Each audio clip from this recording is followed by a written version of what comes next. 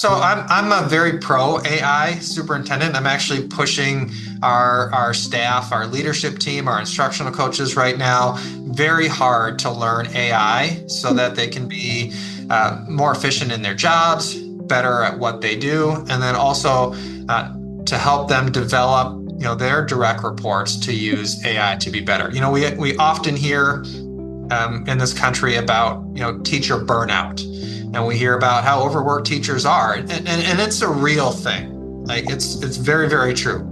But AI can help us to relieve some of that pressure, some of that time commitment, not only for teachers but for a lot of positions within education. So, welcome to the podcast, listeners. My name is Shreya, and I'll be doing this podcast today.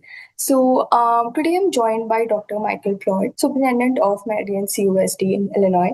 Known for his student first approach and transparent leadership style, Dr. Plourde has led districts through periods of transition with a steady focus on integrity, collaboration, and long term planning. He has a strong background in K 12 leadership and secondary mathematics education. We'll discuss his vision for the district, strategic planning, and navigating leadership in today's education climate. Dr. Claude, thank you so much for being here today. How are you doing? I'm doing great. Hey, thank you for inviting me on your show. We are really excited to have you with us today. I'd like to start this discussion with understanding a little about your journey. What was it originally that drew you into education, and do those motivations still drive you to work today? Yeah, so I ended up in the superintendency in really a roundabout way. I went to college at Northern Michigan University, and I did major in mathematics education.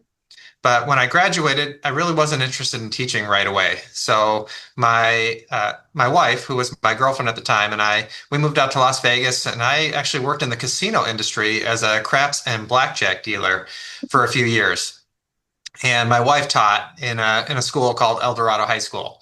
And at the time in Nevada, and I don't know if this is still the case or not, but students had to pass a test at the end of their high school career to receive their diploma. And she had two students who were really struggling with the math portion to the point where they were likely not going to graduate from high school and only receive a certificate of completion. And she asked me if I would be willing to tutor them in math during the day since I worked at the casino at night. And I said, sure. And I tutored these two young men for probably about 6 weeks or so. And they ended up passing their test and graduating from high school.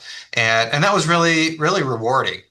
Very exciting for those kids, and I just really enjoyed being a small part of that. So um, my wife said, "Hey, we could really use some substitute teachers too. Are you interested in doing that?" And I thought, well, I enjoyed the tutoring so much.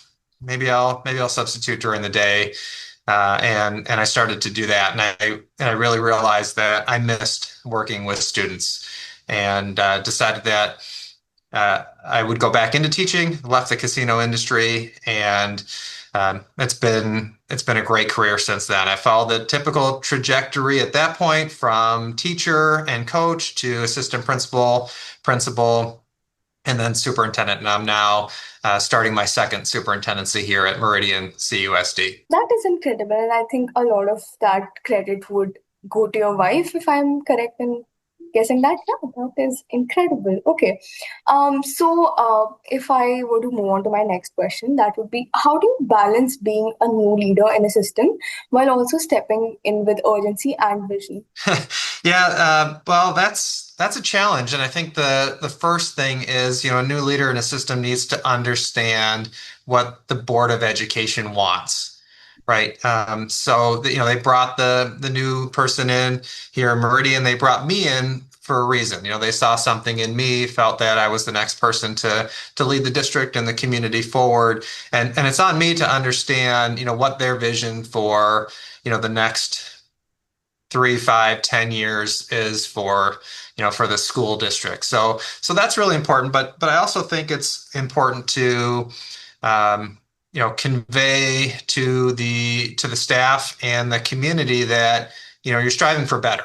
We do a lot of great things here in this school district, but we're not okay with just where we're at. We want to continue to improve. We want to make sure that all kids are learning. We want to make sure that, this is the best place for people in the area to work. So looking at those opportunities for growth and kind of keeping some of those things in the forefront while also, maintaining and celebrating the things that people love about our district. So, okay, that makes a lot of sense. And I think that also requires some sort of vision. So, if I were to ask you that, how is it that you define a successful strategic plan?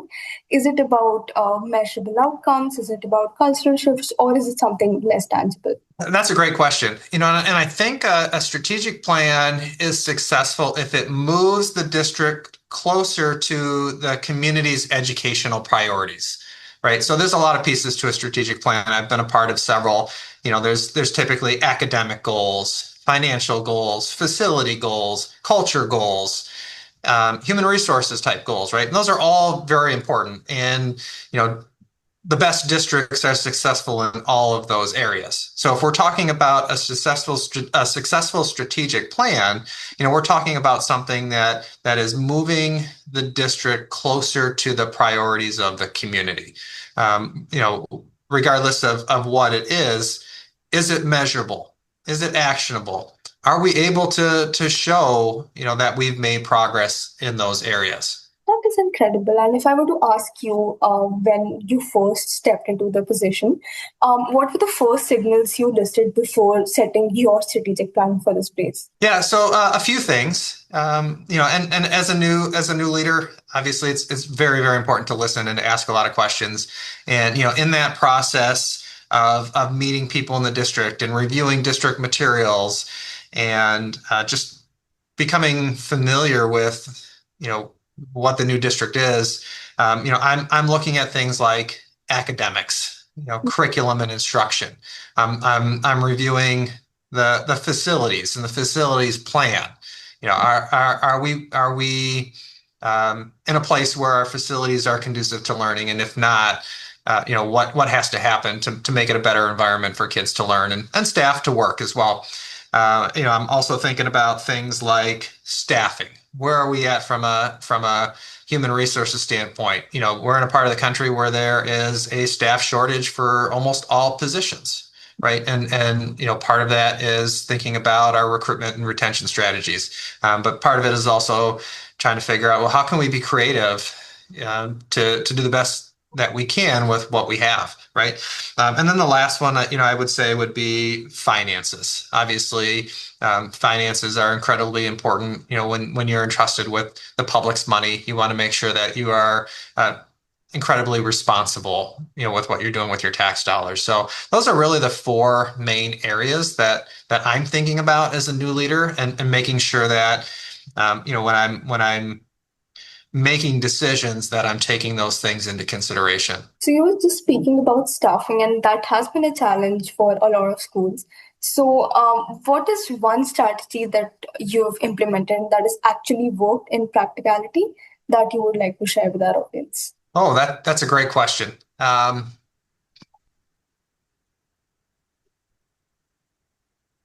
So one of the things that I've tried to do is grown our own.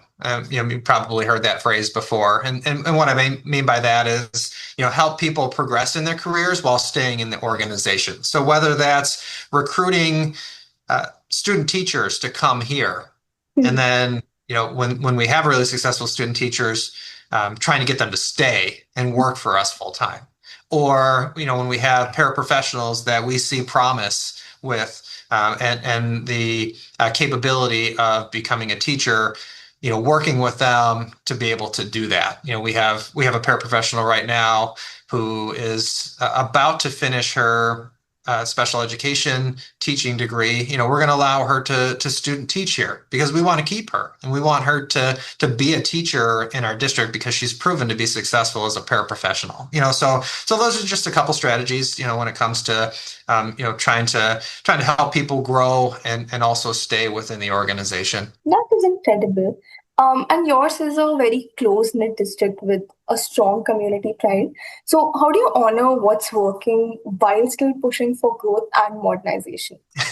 Yeah, so that's a great question, and I think it's very difficult as a new superintendent. I say that specifically for a new superintendent who's not from the area. It might be easier, if you've come through the system and you already have relationships and you know the history. But for me, being new to the Meridian CUSD 223 district, I've got to learn the history. I've got to meet the people.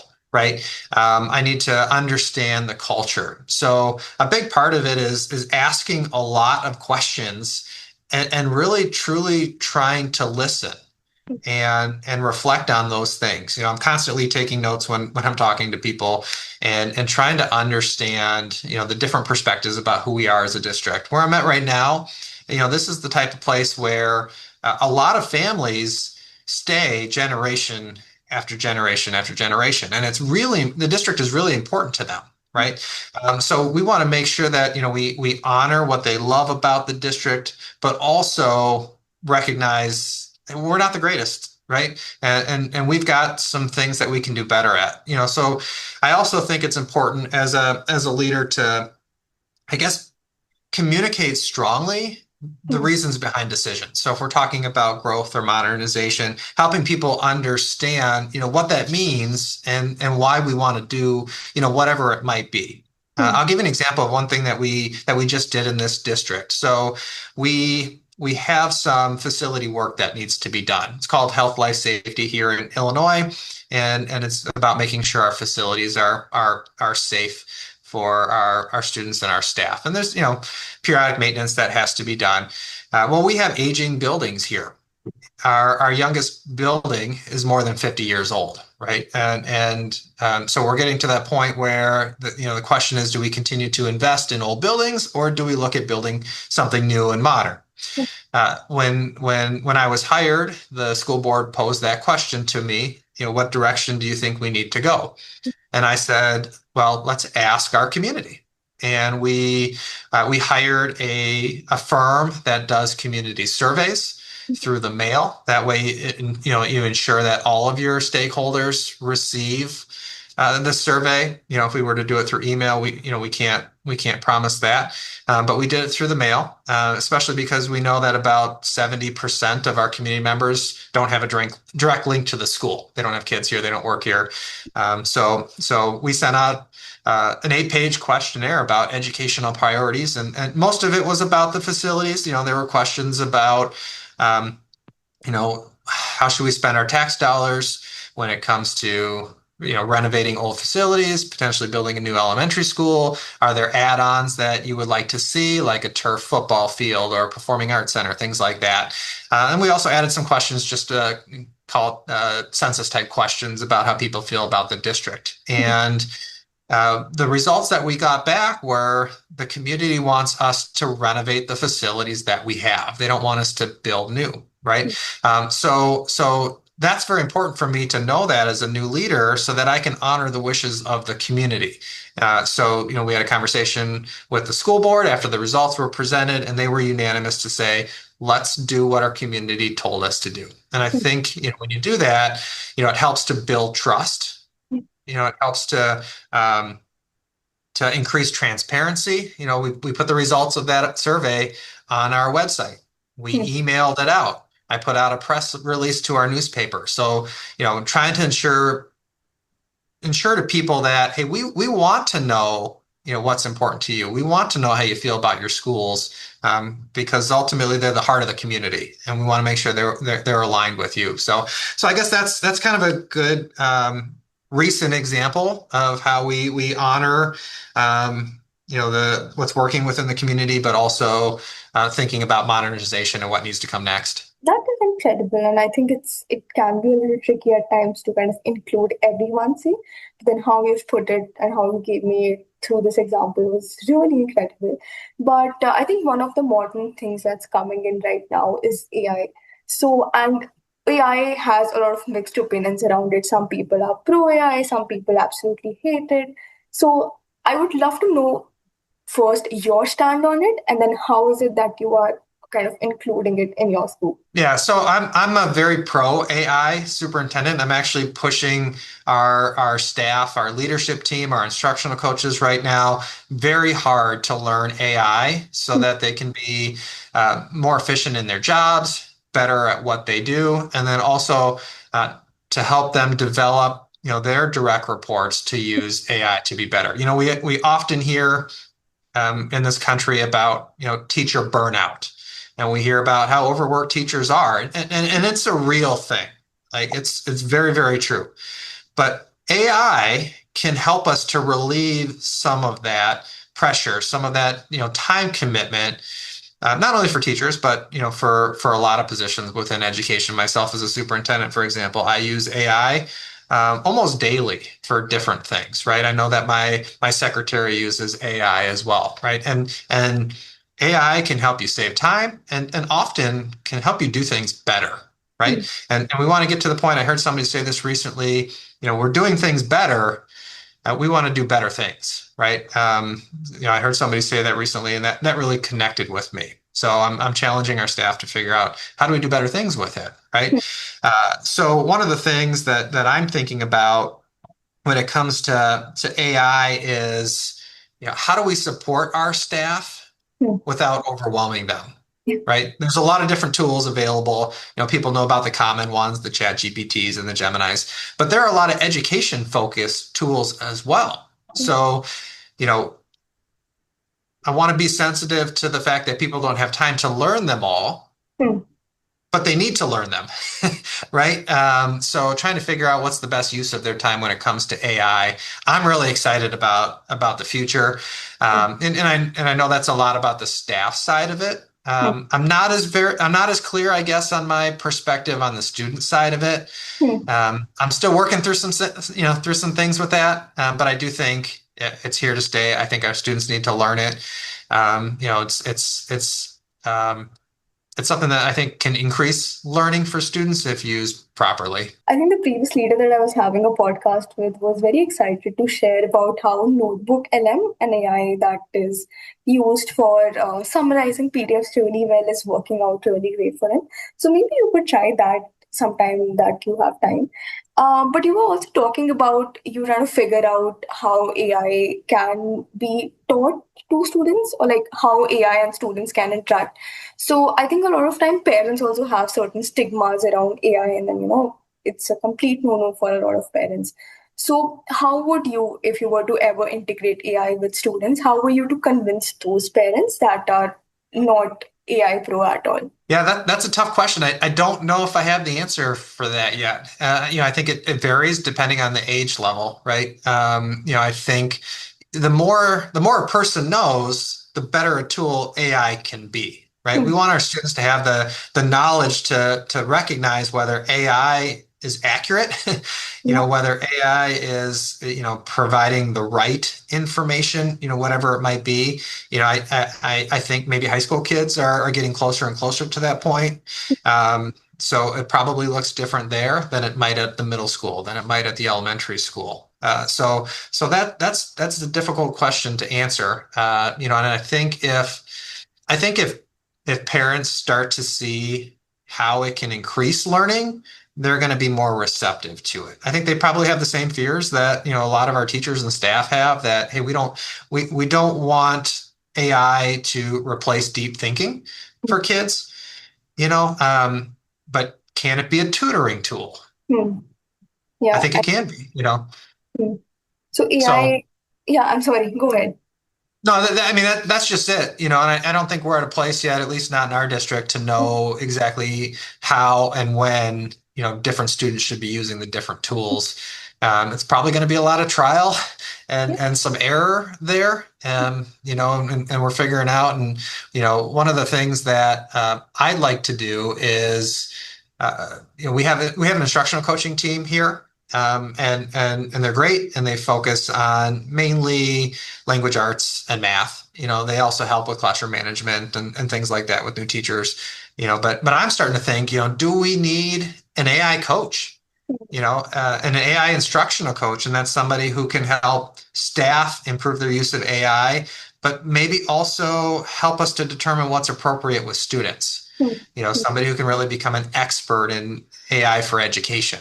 That's an idea that I'm tossing around as, possibly a future position. I think there's promise there to help us accelerate, our trajectory on this journey. And I think it's only when teachers figure out the correct use of AI, it's only when that is when we can reduce it to the students. So that makes a lot of sense. In one of the previous answer, you were speaking about transparency. So if I were to ask you about integrity and transparency as non-negotiables, how do you work on building trust, especially in the first 100 days that you were here? Yeah, so generally people have a lot of anxiety when a new leader comes in, especially the employees, right? And I think the first thing, as a new leader is to recognize that that's there, Hmm. and I can't stop it, right? I can assure people, nothing's going to change right away. I'm here to learn. I'm here to um, uh, uh, try to understand who this is as an organization before any decisions are made, but that anxiety is still there. People are watching really closely and probably overanalyzing things, right? So just being aware of that, I think, is step number one. I do think being approachable is incredibly important. And that's one of the things that I like about smaller districts. My current district has 4 schools. I can get into all of my schools every week, and people can find me, and they can come and talk to me. It's much more difficult in large districts, right? So I think that that's really important if you're in a smaller district that you're available, and that you take the time to talk with people. Building relationships obviously is paramount to success for new leadership, and that's relationships across the board, not just with people who report to you. I'm trying to meet people at all levels of the organization. From pre-K all the way up through every position that we have, right? Pre-K students is what I'm talking about, but trying to meet as many people as possible. I do think it's great to find some value to add right away, because people want to know, are you competent as a new leader? What are we getting? Is this somebody who knows what they're doing, who has new ideas, who is able to get things done, whatever that might be. So I'm looking to add value right away. We talk about AI, for example. I trained my leadership in one of our AI tools last week. It's something that I thought maybe people had used before, but not a single member of my leadership team had used it.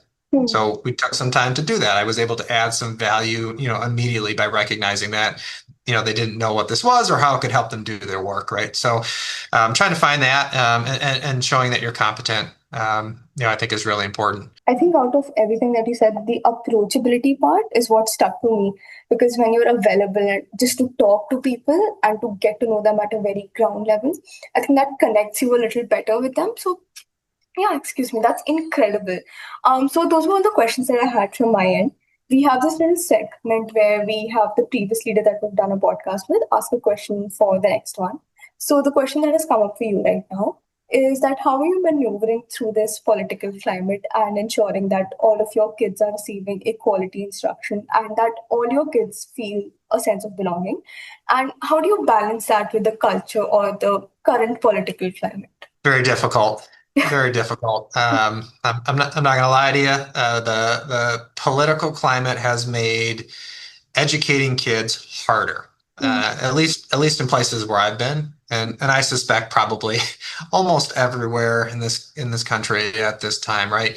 So as educators, we're supposed to be politically neutral, Mm. but people don't want us to be. They want us to be on, their side of the spectrum, right? So that in itself presents some challenges. I do think, I do think a lot of people don't understand how complex most issues are.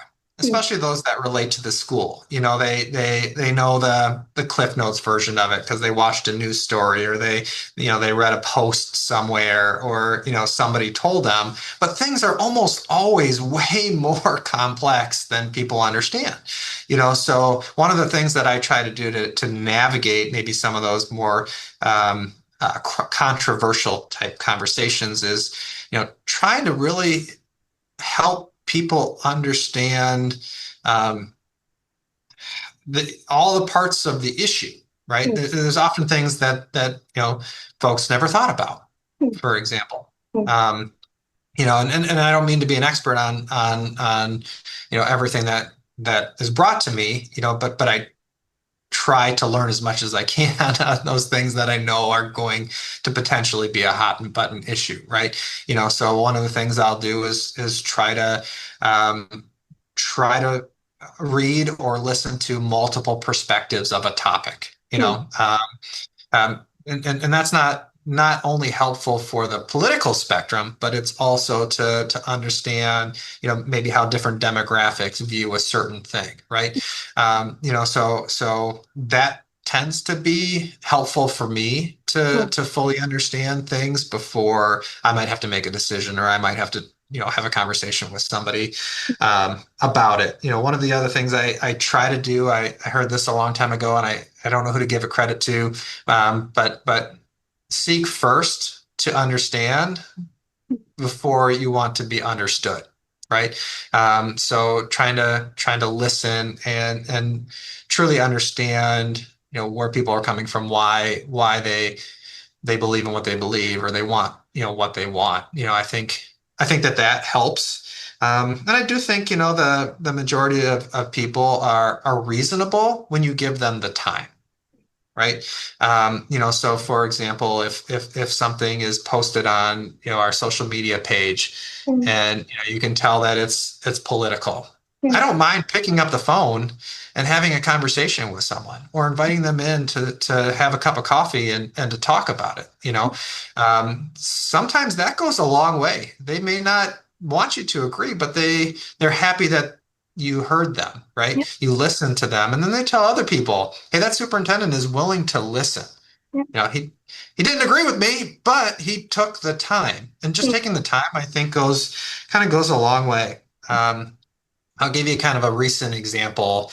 I was a superintendent in Wisconsin before coming here and to Illinois, and Wisconsin changed the cut scores that they use for standardized testing. And the cut scores are the levels that kids have to reach to show proficiency. Okay. So that became a very political topic Hmm. last year.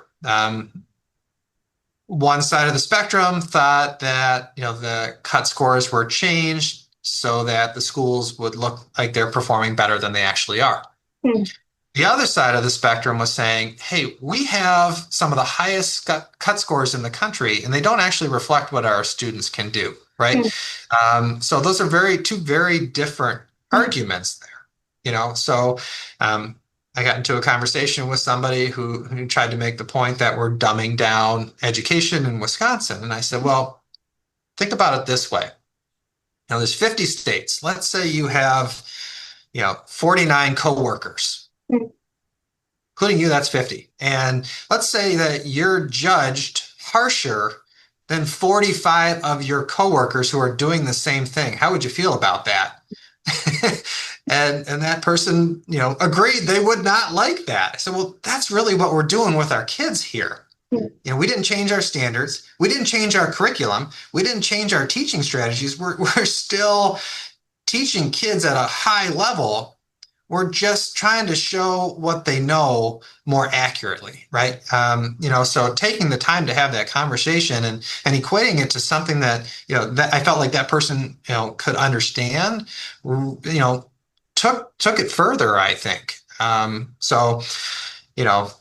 I not had that conversation, you know, maybe they would have never looked at it a little different. Who knows? So I guess all that to say, uh, it's challenging.